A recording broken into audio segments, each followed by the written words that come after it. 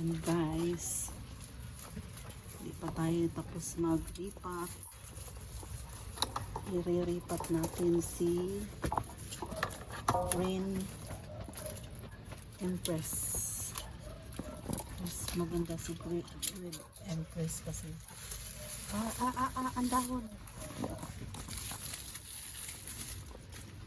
Si Green Empress.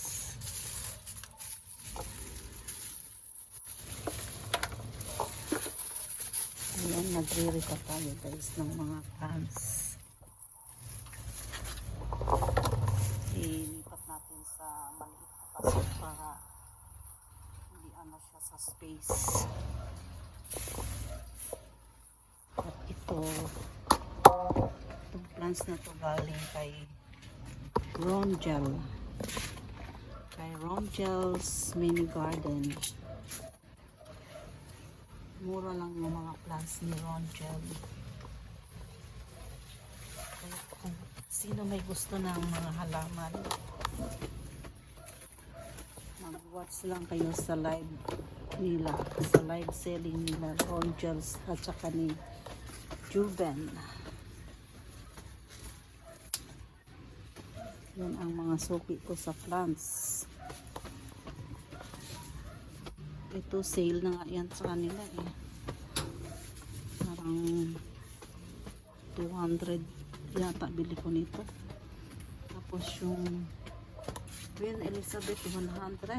Hindi ka na magpalaki. Kaya ba't kaya may mga batik-batik? Parang siyang may kulit eh.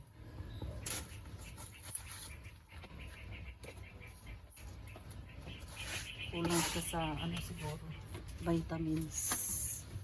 May batik na ano, yung dahon niya. Lagyan natin yan ng pampasigla.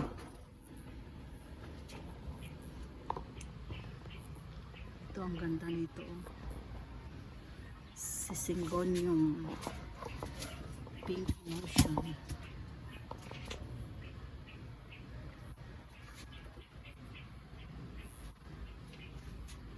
Ayan, naripat na dahil may paso na siya. Parang ang laki ng bulati. Bulati ba yun? Ang laki na, ang taba ng mga halaman nila.